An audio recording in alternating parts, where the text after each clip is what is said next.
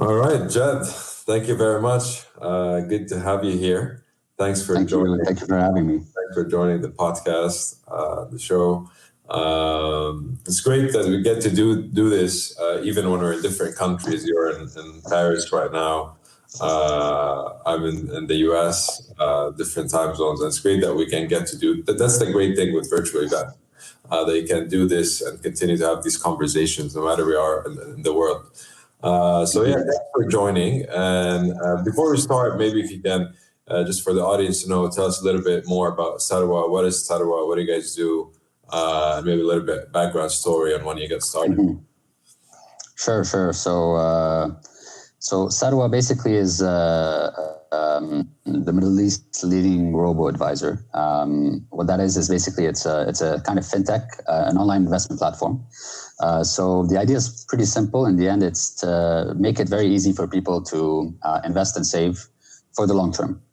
So whether it's people who want to save for their retirement, for their education, for their kids, whatever, from 3 years to 30 years horizons, you just make it very easy for them to invest.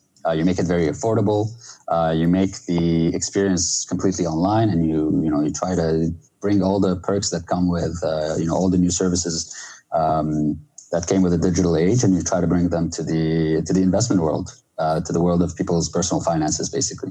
Mm-hmm. I mean, there's been a research, like especially, for example, here in the US, like with Robinhood, and especially millennials investing and being more educated on investing early on in stocks and different things. Are you seeing the same thing in the Middle East? Are younger people more educated now, more aware, taking these steps earlier on?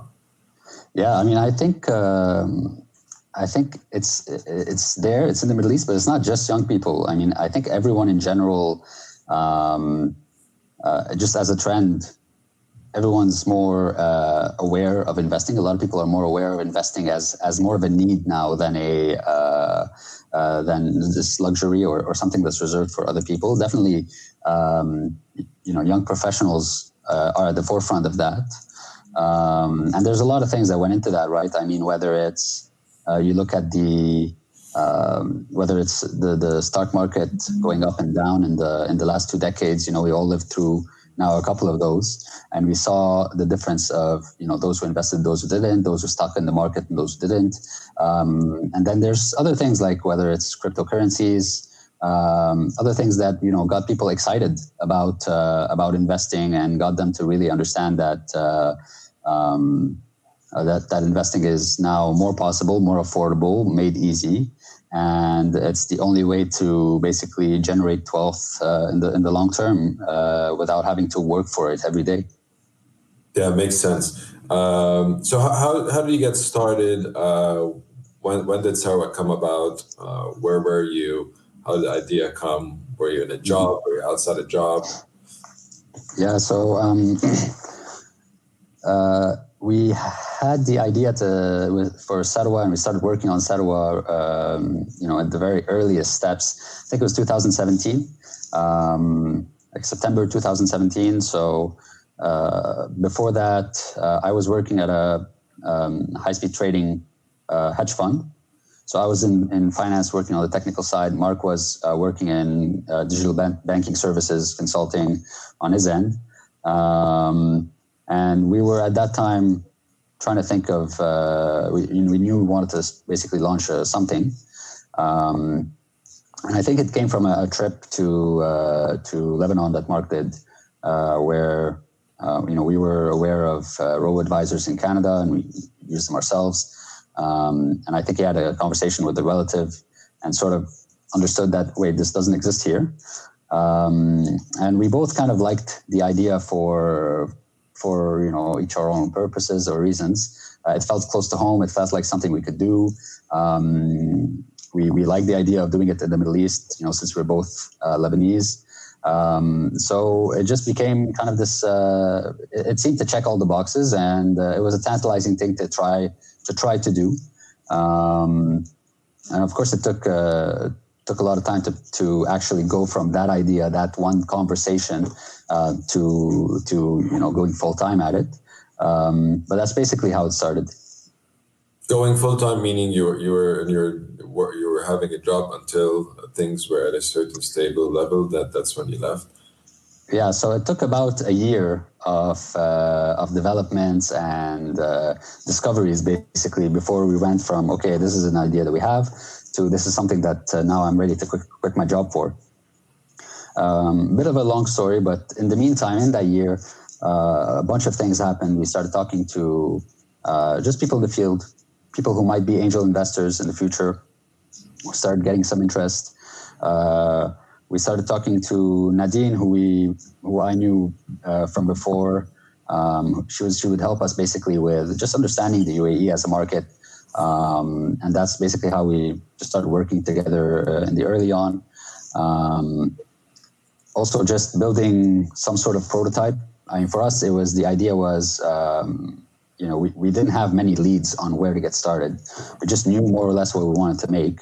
And we knew that we couldn't wait for those leads to show up to start doing something. So we just created a fake investor meeting in our heads. And we said, okay, in May, we have an investor meeting. So I'd work like 10 hours in the weekends with a friend of mine, just putting together landing page, a prototype flow, basically just basically visual UI. With the bells and whistles, but only mostly just visual, to be able to show someone and tell them, okay, this is what this customer journey is about, and this is what this customer is seeing, and this is what they're doing. Mark on his end working on things like making a solid business plan, starting to talk to brokerages, starting to look into the licensing. So basically just doing the groundwork that before which basically you want to de-risk a few things, do that groundwork. For us, we didn't have to go full-time at the time. It seemed very premature to go full-time. And we went full-time. In the end, what happened was, and how Sarwa really got off the ground was, the UAE, in particular Dubai, launched a test license for new fintechs, without which it would have been very hard for a fintech like Sarwa to get started. They launched an accelerator called Fintech Hive to basically bring in companies, startups that are doing something new in fintech, introduce them to the market, and give them a clear talking contact point with the regulators so that they can talk about this license. And so these came really specifically at the time when we were doing it, when we were working on this. The deadline to apply was actually in May, when we had our fake investor meeting scheduled. So we had a lot of things. Basically, we had been working on this without even knowing on what we were working, basically. So we applied, we got in. When we got in, we now had a lot of validation from whether the people at the Fintech Hive, a lot of which are, you have the regulator on one end, you have a lot of financial professionals on the other. We had validation from investors who we had started talking to, who sounded interested in the topic, sounded interested in what we did, but for whom regulation was the number one question mark. So this was, things started coming together enough, and at that point it felt right. We knew that we had to go to the UAE, and if we want to go there, we have 3 months during this thing to basically give it our all. And after those 3 months, it would be, either we've taken off or it's stagnated and maybe it's dead. So we knew that if we want to do this right, we give it our all for those 3 months, and that's when we quit, basically. Mm-hmm. Got it. And one question I have is that, actually 2 questions I have. The first one is, when did you decide that, what was the trigger that, it's time to go on this full time? Is it, or was it the license, or was it like getting fundraising, or just the fact that you can exist? I think it's always going to be a gut feel thing. At some point, you start getting the sense of, okay, what I have right now, I have this. I mean, for us, I think what made sense was we started having a more or less a path to how this company can exist one day. Before that point, there was a possibility that there was no path for regulation that we knew about. Fundraising also, if you don't have the regulation, that killed the fundraising. We needed basically just a few more things to line up for us to have a clear vision of, okay, if we succeed in this and this and this and this, then this company can succeed. Now that there's this roadmap, even however vague it is, right? I mean, you're talking about getting, we're betting on basically being able to have the supply chain of Sarwa set up and being able to find the right partners, betting on being able to find investment, betting on the regulator actually, being on board with what you're doing and not, it can happen. They do a program and then it doesn't actually materialize. There's a lot of bets. It's never going to be safe. If it's safe, it's too late. But at some point, you have enough bets, things to bet on that might actually succeed. And okay, now there's a roadmap. And after that, it's sort of the time was right. The time is right. There's the roadmap. I think those things together more or less should be a good signal that maybe it's time to give it your all and to go full time. I like the way you mentioned bets. And I think this is really what a lot of startups are about, from a founder point of view and from an investor point of view. There's a book that I've read called Thinking in Bets, which is it's more meant for VCs, but it's also relevant for startups, which is basically, the main concept behind it is that you evaluate based on all the information you have at a time, and you make a bet, basically. And that bet might work or not, but you've just made that decision based on the best information you have today. So in many cases, it just ends up being that the bet didn't work out because there's so many different factors that come into play. And on the product side, you created a prototype, but did you go into like an MVP phase, or you went straight from a prototype to building like the full product? I think it's inevitable to go through an MVP phase. I mean, I don't even think we're out of the MVP phase. You can always make a better product, and you always want to do more. And I think that's kind of the, one of the things that, one of those muscles that you need to build is, you want to make something that's going to delight people, that people will enjoy enough to use. And that does what it needs to do, but you don't want to basically spend your time building and not actually delivering, right? So for us, it was a lot of, I'm a big fan of basically just, taking an axe to this beautiful vision and just whittling it down to, okay, what are the minimum things that we need to have?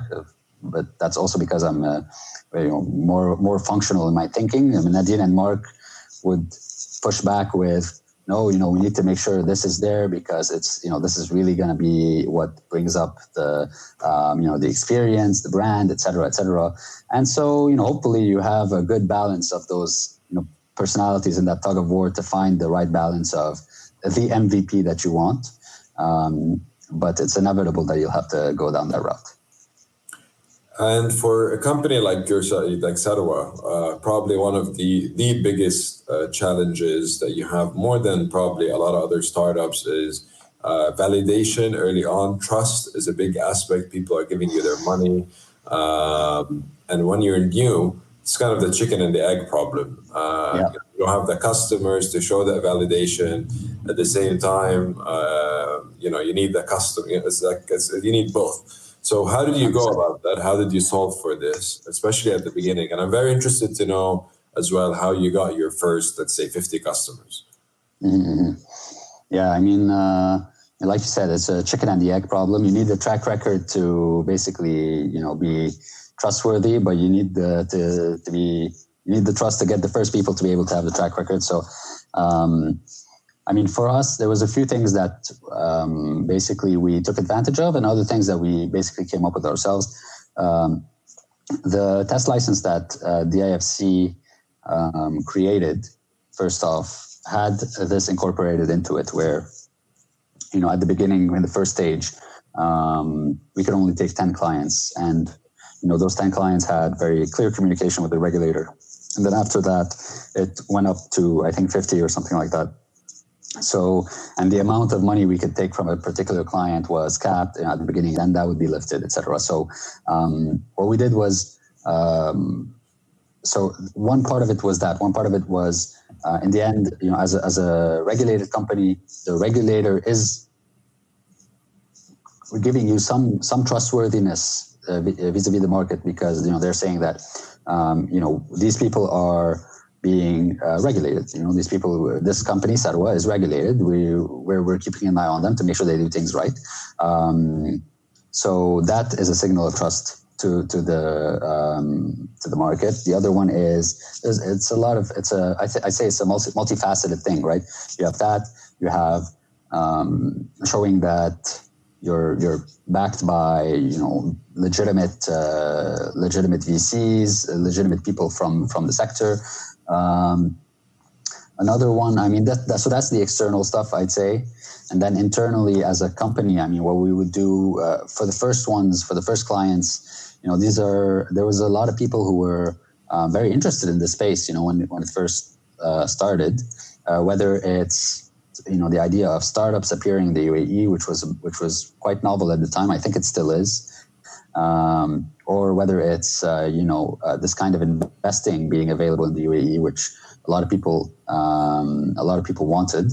And so you had people who were willing to basically be excited for your project, and those were our first clients. There were people who heard about Sarwa and came to Sarwa first off just to meet us and talk to us, as a founding team, because they were interested in this project and they were interested in what we were doing. And so these people were happy to, be our first clients, mainly just to support. And it's really awesome when that exists. I'd say that's the number one thing is, you always have your alpha users, those people who really care about your product enough that they give you validation. They make you feel like you're doing something that people care about. And also they're willing to give you the benefit of the doubt, especially, after they come and they meet you and now all of a sudden they know the founders behind this company. And their ideas are being listened to, incorporated into the product. So when you plug into to the ecosystem in that way, you show that you're kind of a part of it in that way. It does foster trust. And our very first clients, that's how they started using the company and the Sarwa. So if I understood it correctly, your approach was first go after the enthusiasts, the close community, maybe it's the startup community or whatever it is that's you can connect with quicker. And the second thing you did is that you are a self-serve platform. Essentially, as you scale, people go on their own and create their own accounts, right? But at that early stage, you decided to do more full hand-holding, and not only that has a lot of different angles to it. On one end, you have a few clients, so might as well delight them. You might as well give it your all, and make sure you give them the best journey that you can give them at the time. Which that's an asterisk, because the journey that you can give them at the time is usually somewhat very bumpy, and a lot of things are being plugged together behind the scenes. So you do that. You handhold them as much as possible. You take their feedback as much as possible. And when you do that, actually, you're also benefiting, because you're closer to the action.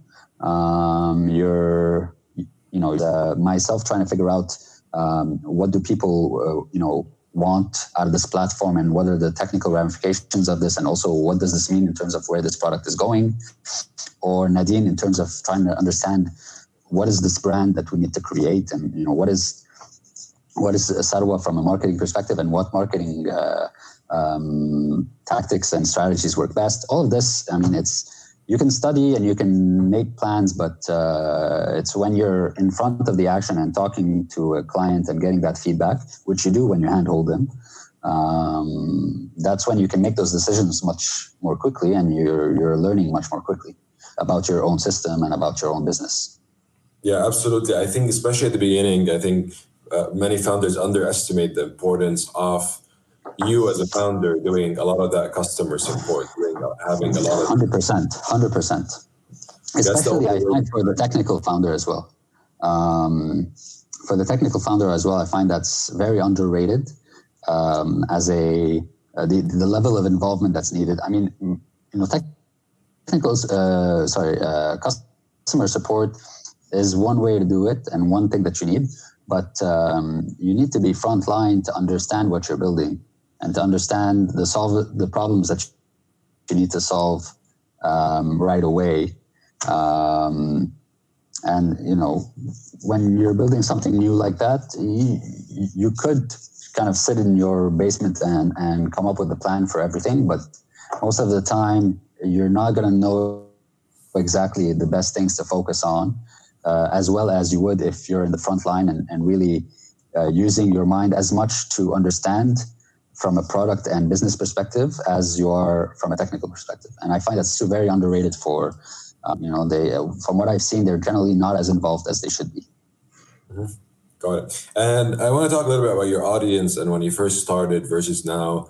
We spoke a little bit about, the millennial audience in terms of investment, especially initially and even now. Who are your main competitors, or is it like new audience that you're bringing into investing, or is it someone who, I don't know, maybe they're investing in stocks using Saxo Bank or something else, and then you're converting them to use Sarwa for. So how does your target audience split? Who are you going after today as well?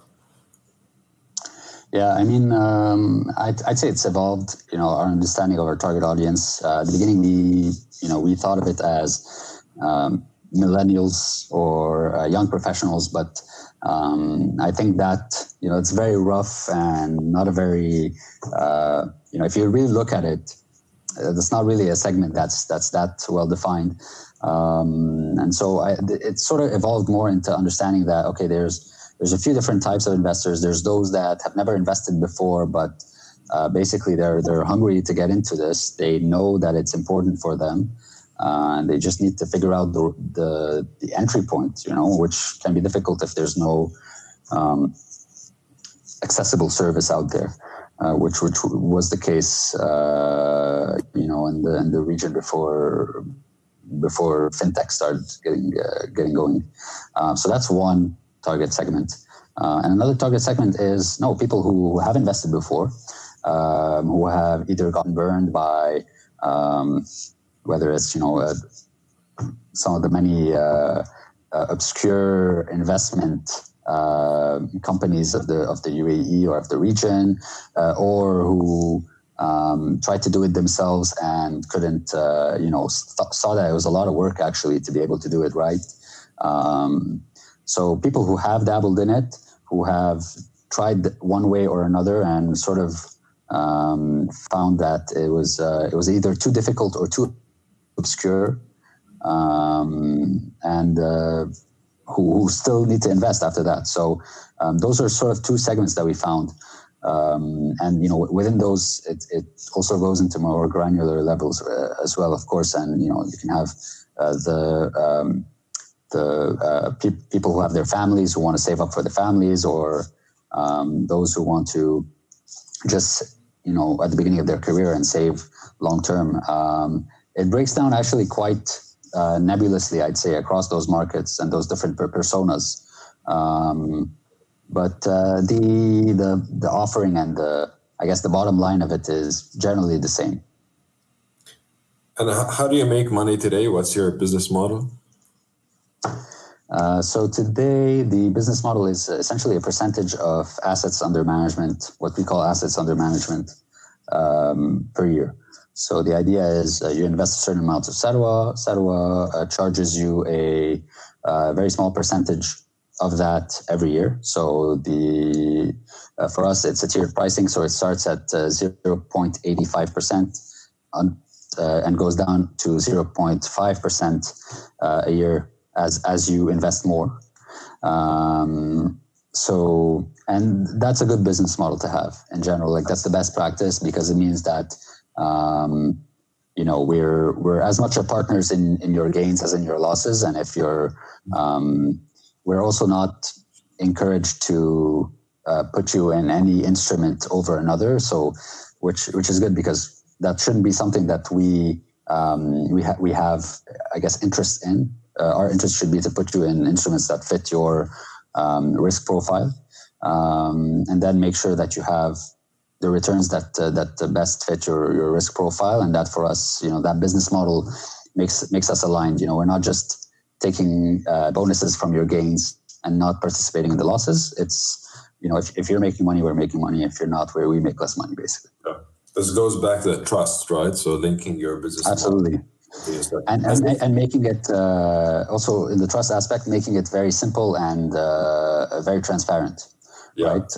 That's something that in the UAE you'll find, and in the region, a lot of people will invest and not know really how the charges work. It's very difficult to know actually how the charges work, and so it's very, how do you trust something when you can't even understand how it's supposed to work? Especially there's even worse out there. So definitely a big part of it. Has this model changed, or has it been the same from the beginning? No, actually that's been very stable. Yeah, from day one. Even the tiers that you mentioned, or it's fluctuated? Barely, I'd say really barely fluctuated. I don't know if they even fluctuated at all, to be honest. I think we've always had them more or less at this level. Mm-hmm. Interesting. Okay.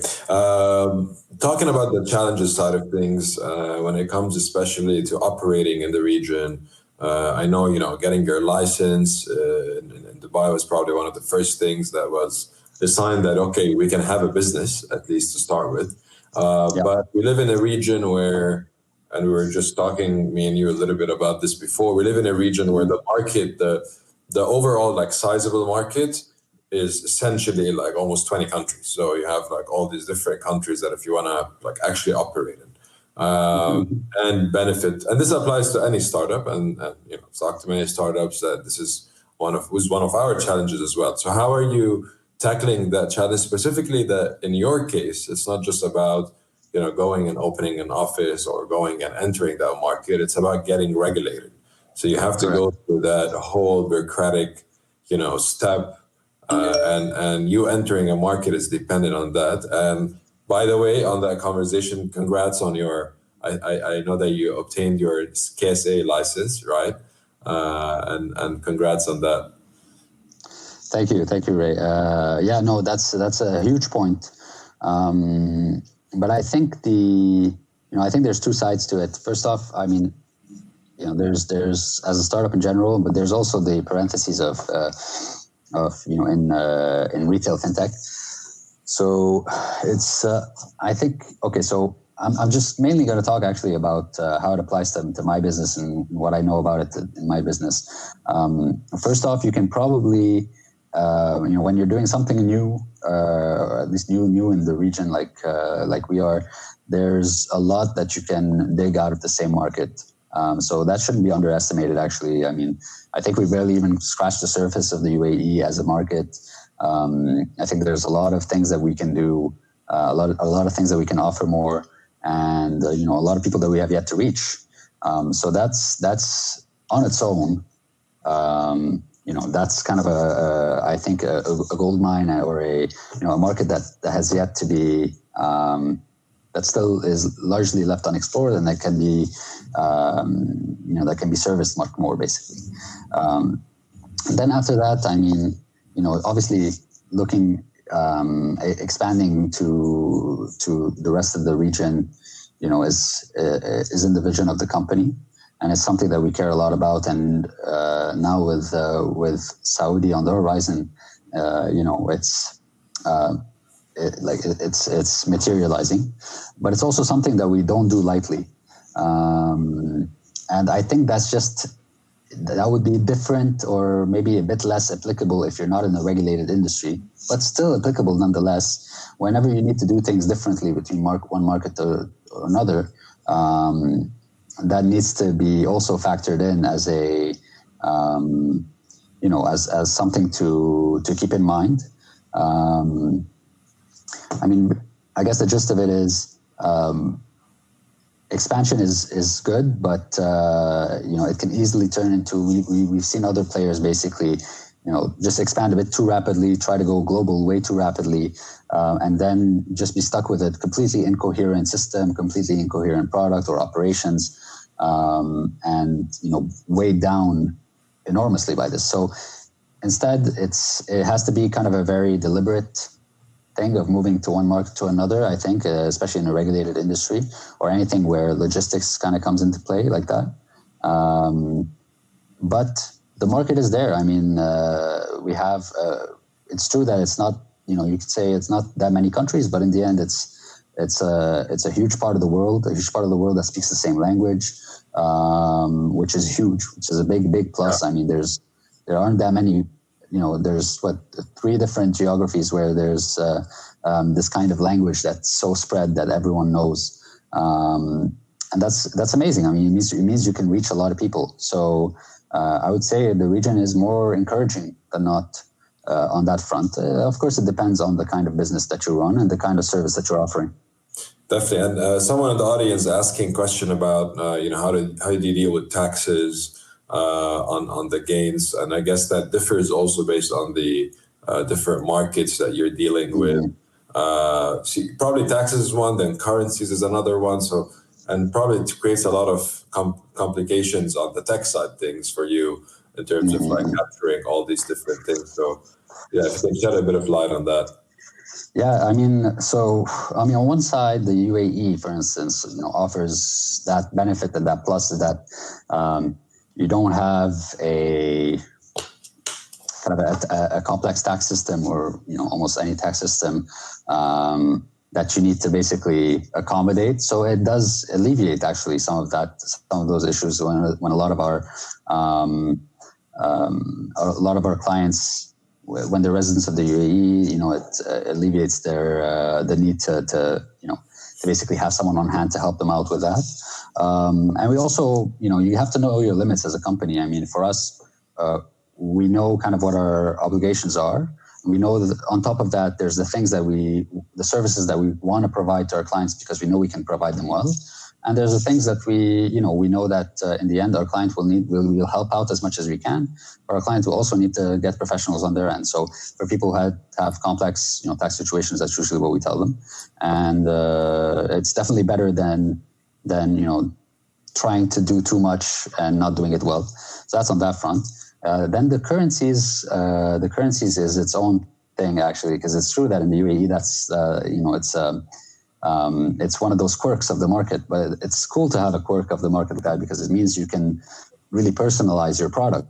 It means you can localize it and start saying, okay, how can I make it better for this region that has this, 2 currencies or this currency flying around or these many currencies flying around. So that's something that we sort of, I think, leaned on and leaned into.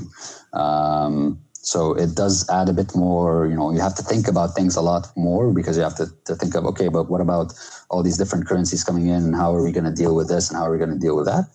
But once you solve these problems, you've created something, you've solved that problem for a lot of people. And, it gives them all the more reasons to use your platform and stay with it. Nice. I want to dig a little bit more detail on the tech side of things and the product. How are you going about attracting talent, technical talent in the region? Are you hiring from within Dubai or are you hiring from global and basically importing talent? Good question. I think, well, first off, in terms of from where hiring, for me, we have our team in the UAE. So in general, I'll look for people who are willing to move to the UAE. But we've been very flexible with also, remote work, etc. But in general, they don't have to be in the UAE. Of course, they can be really anywhere. And, as long as they're, what matters more is, do they have the cultural fit? Do they have the technical skills? Do they have the potential, the right mindset, etc.? And then after that, geography is really now, maybe in COVID world, I mean, on one end, people were moving around a lot, even before then, before the pandemic, and now people work remotely so well that it doesn't even matter anymore. So certainly, we have a worldwide view on that. Then to attract talent, I mean, I think there's challenges that come with being a startup, especially when you're starting off, whether it's especially in the UAE, some people's, you look at salaries, they can be all over the place, really. Yeah. And that could definitely be a challenge. So the approach that we've always took was, we want to be competitive, and we've always worked to be competitive on salary, because in the end, you need to make sure that we've always thought that the people working for the company, including same mentality for ourselves, can't have people worried about their finances while they're working for you. I mean, it's completely counterproductive, and it's not ethical. But beyond that, once you're competitive, you have an edge that other companies don't when you're a startup. And hopefully you're doing a startup in something that you care about, and you know why you care about it. Hopefully you're doing something that's good, and that's creating value to the world, and that you're proud of. Because if you are, then you will most likely find other people who can relate and can feel the same way, and can feel, people want to be proud of the work that they do. People want to work at a company where they're proud of the end result and the end product and the impact that they're making.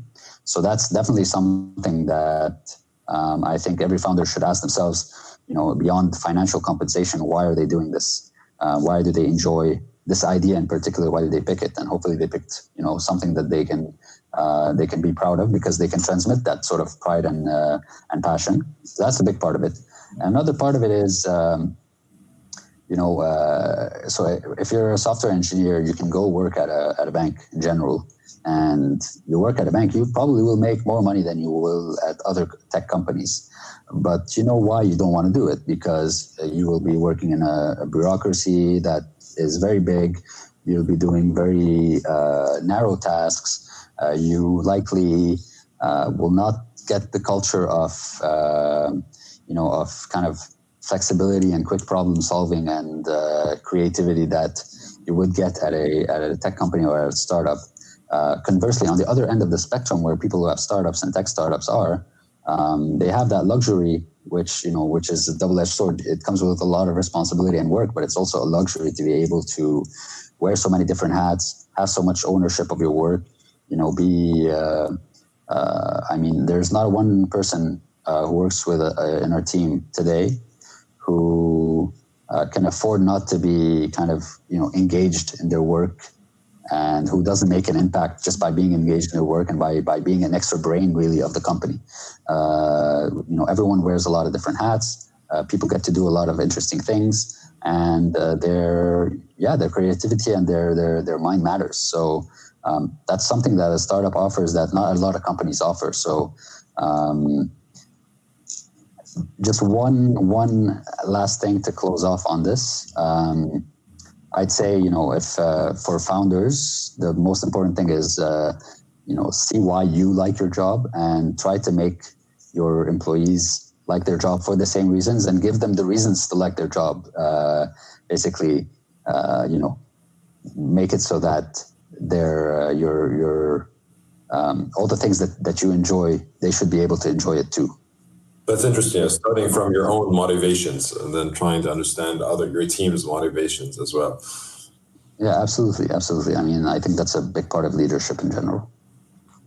And on the products specifically, first, what do you think was like one of your best features or additions to your product from when you started till today?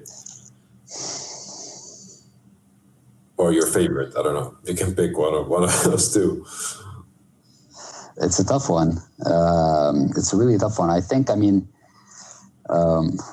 let's see. So definitely like the one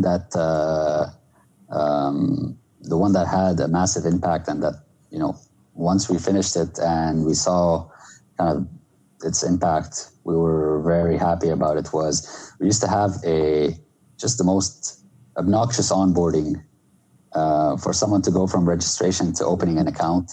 And it was like, a lot of forms, and things were not slick, and it just seemed like such a chore to do it. And at one point, I think everyone on the team was fed up with this, and we just sort of put in the attention and the mental focus of a lot of people to try to see, okay, what can we axe? What do we need to keep? What don't we need to keep? What do we need to move around? How can we make it so that this is around the time where Becky, who's the designer who's the designer on our team, started working with us. How can we make this like a really enjoyable journey? And a lot of basically brain power went into this and time to just thinking about this and conceptualizing it and putting it together. And it's probably the thing that boosted our conversion, single thing that boosted our conversion the most, and also just took our product from something which repulsed us almost to use to something that really delighted us. So I'd say that was the biggest thing. Absolutely, that's very interesting as well, because onboarding generally, it's not about the complexity of the tech. It's probably the least complex, but it's actually about simplification and making the process extremely simple for the users, and being able to get to that. It's very interesting that you say that as one of the biggest features. It's extremely important, and it's something that I think a lot of founders and teams, because you build your own product, so you kind of get used to that process. You don't see it anymore, so you kind of have to unsee it and then restart again as with a fresh eye on it. Very difficult to do. Do you believe in building in public? You spoke about transparency and trust and all of that, and that's important for you. Do you believe in building in public, and do you guys build in public? I think we don't do it that much, to be fully honest. I don't know how much I believe in it, to be honest. I think it does depend. There's probably a good balance, right? We do it as in we pilot features in a certain way. So we'll just pilot them just to see okay, are people using them? How are they using them? What are they looking for? And we'll follow up on them in a very hands-on basis, so that we're not investing early on in features that people don't want, and when they're out there, we're able to react quickly to basically make it evolve in the right direction.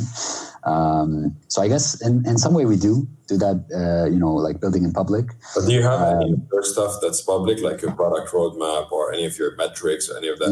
I see what you mean. I don't think we do at the moment. I don't think we do right now.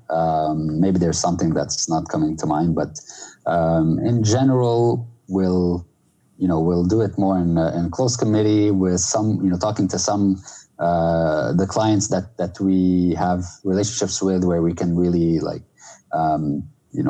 basically we know that they're targeted for this. We know that this would help them most. So we'll get that conversation rolling. We're thinking of doing this.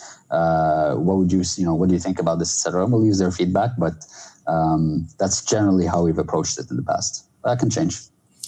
And how do you evaluate and decide on features, especially technical features? Product roadmaps are usually quite extensive, and there's a lot of things in the pipeline. And one of the biggest challenges, probably work they have to do as a CTO and co-founder, is prioritize. What happens next, and what do we focus on next when it comes to features and rolling out the things. So that's probably the hardest thing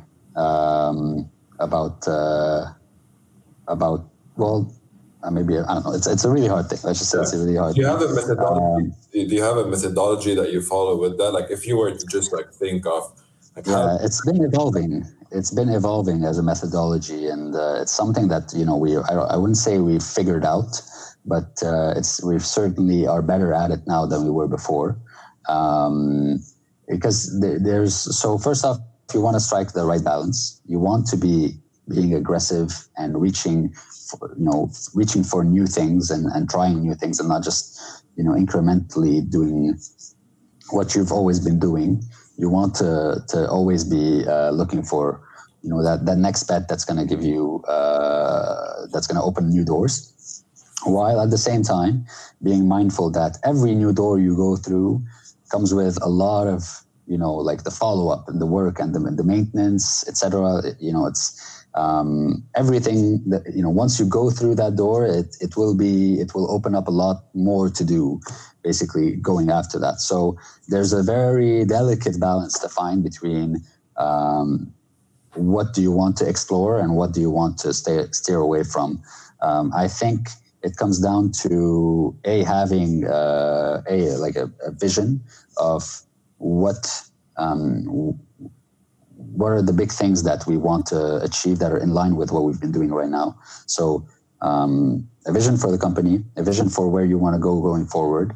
Then after that, it's everything you want to sort of align things as much as possible.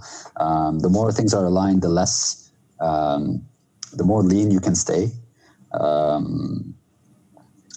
And then, so right now we're starting to look at something, starting to look at a new way of prioritizing where essentially it's, we take the time, some people on the team, the product team, take the time to draw up ideas of, here are, things that we want to bet time on, we want to bet development time on, and then basically coming together as a team and choosing which ones we think will have the most impact for the and the most appetite to do them, for the budget, the time budget that we have, and basically prioritizing them that way. It's a work in progress. I mean, there's a lot of different. It's a big topic. I think we can talk about it for hours. It's a challenge. So sure. Very, very challenging, and I definitely will tell you that we've had times where we've just stagnated by just kind of improving the same stuff over and over again and being optimizers rather than innovators, and other times where we've tried to do 5 different things at the same time and we're able to do one of them because we lost focus. So it's really delicate, and it's at some point you end up finding the right balance of what makes sense in terms of what to reach for. Yeah, and it's usually like a combination of many things. So you want to add new features, but you don't want to overload the product with new features. You want to keep it simple to use. At the same time, you have to balance between you or others from the team, or each one like getting emotional about certain, seeing a feature somewhere and they get excited about it and they want to do it, or you see something and you want to do it. Then you have to go back to like you said, to the drawing board and see, okay, how much does this align with my vision? What value is it creating, true value creating to customers, and then decide, where this falls on the roadmap. Yeah, so a big part of that is also just having a smaller, more dedicated number of people, or maybe even one person who is more of a product owner, and more someone who is, okay, this person is product. Before it was more nebulous, and then we started really, kind of whittling it down to who makes the decisions on the product. And then, of course, there's inputs from everywhere. I mean, whether it's operations or marketing or whatever, or tech. Everyone has inputs, but someone needs to basically think of, okay, how does this really look materially, and do we want to do this?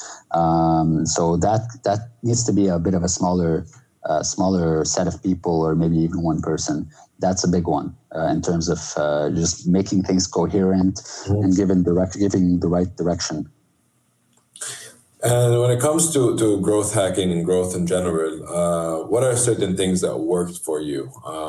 Can you recall any specific moves that you guys did that really enabled you to kind of go on the trajectory of getting a lot of new users on board? Mm-hmm.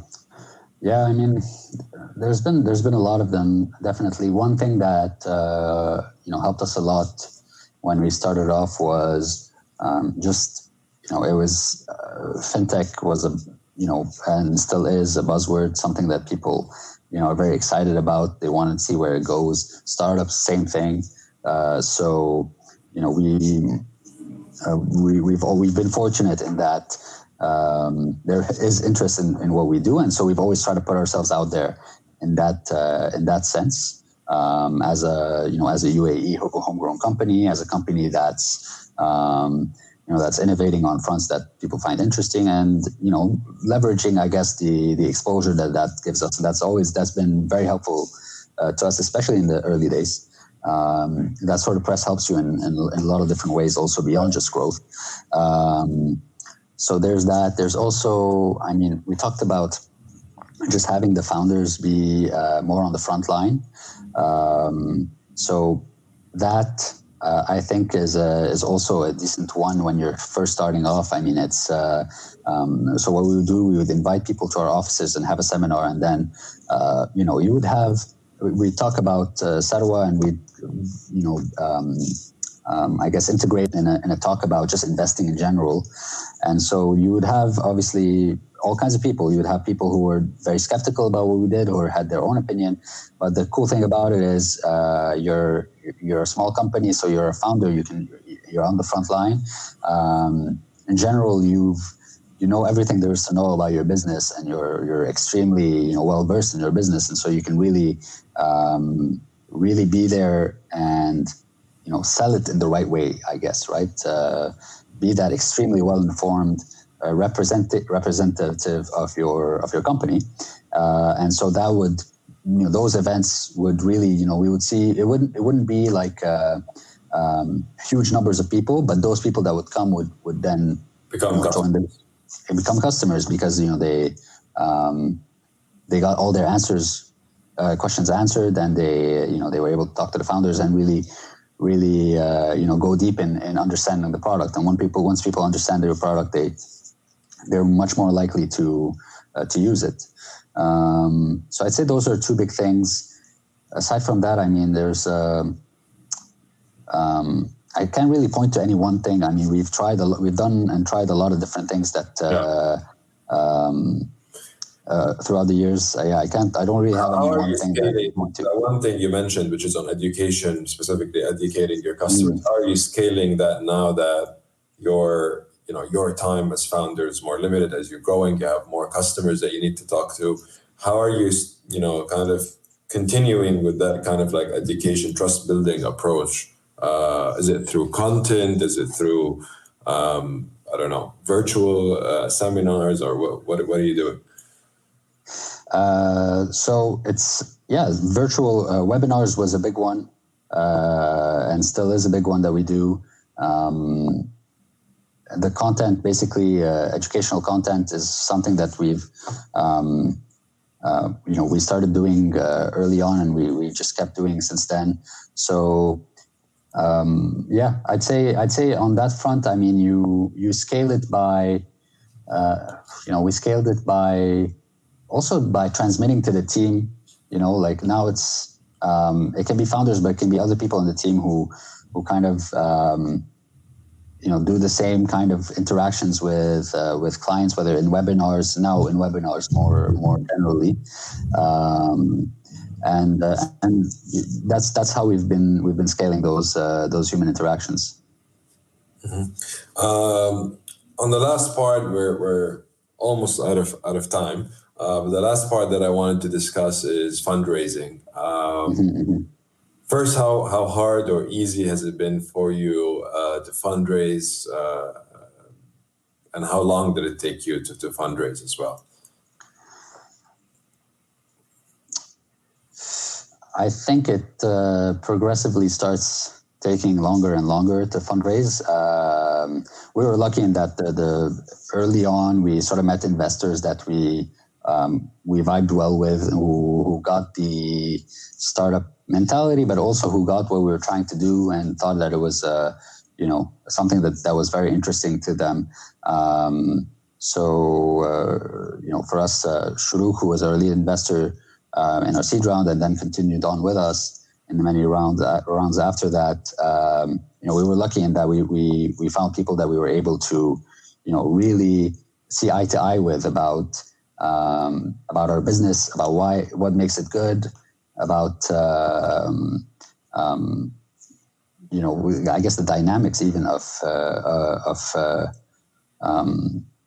a startup. So that's a big one. It's that can be a bit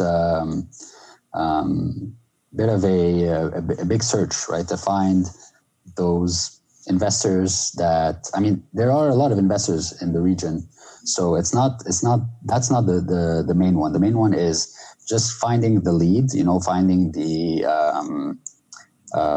investor that gets what you're doing, likes what you're doing, gets you as a founder, and that you also, you want to work with them because, if they're your lead investor, most likely they'll be on your board. Most likely they will have a lot to say about your business. So you want someone you can see eye to eye with, and that's not an easy search, I think, in any market. So that's really it takes a lot of time, and for Mark, when he did it last time, he led on the Series A, and it was practically a full-time job of his for half a year. So it does take a lot of time, but it's a necessary thing, and I think it's a tough one. It's a tough one to say. It depends on a lot of different factors. Yeah. But yeah, it can take. I'd say the best thing to do is to just start before you need it. Really, start by just having conversations and making those contacts and seeing which one who has the best shot at really being interested at what you're doing, and keeping it very wide while still focusing on your potential leads. So you're saying that the first round was easier. You did one round, or have you done two rounds so far? So we did a seed round, a bridge round, and a Series A round. And as you went, did it get easier or did it get harder? It's hard to say. It's hard to say. I don't think it ever got easy. There's always. Yeah. You always have to, getting people to part with their money, even into something that they believe in, is never easy. But I'd say the challenge is different. You have to prove different things at different points. So, yeah, I mean, it's a hard one even to compare between the different funding rounds. The dynamic is different in terms of. That being said, I'd say the first one is probably the hardest one because you're really going off of, nothing. You have only a prototype, no market, especially, all the things that you're a startup in fintech. So in a region that mostly hasn't seen a product like yours before. So a lot of people didn't believe in the idea. A lot of people didn't believe it would work in this market. A lot of people thought that we needed a different kind of team to do it. You have so many things to prove in the first round. It's that's why you need someone who believes in your idea and who believes in your ability to do it, because those are the biggest two risks when you're first starting off. No one, you don't have anything to prove either of the two until you actually do it.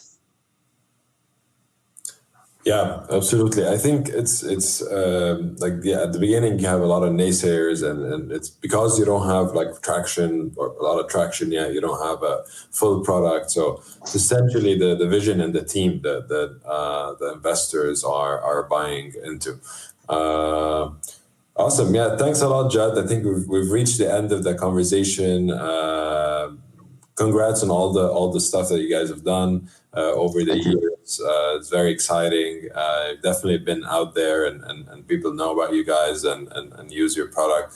And thanks for joining the show and sharing your experiences, especially with other founders. And that's the aim of what we're trying to do with Maté Conversations, is that a lot of current new founders coming in to basically learn at a localized level what founders like you are a little bit ahead in terms of timeline, what they've learned and what they've done, and kind of, this is being on the podcast, one form of building in public, if you want. So you are doing it in one way or the other.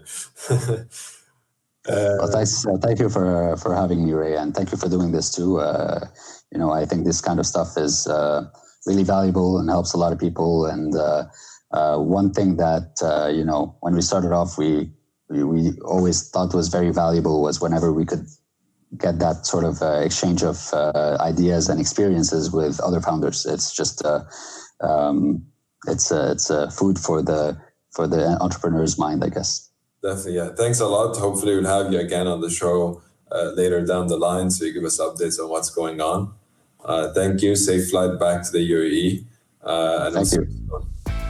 Thank you for listening to this episode. If you like this podcast and want to listen to more episodes, subscribe to the Maté Conversations podcast on one of your favorite podcast channels.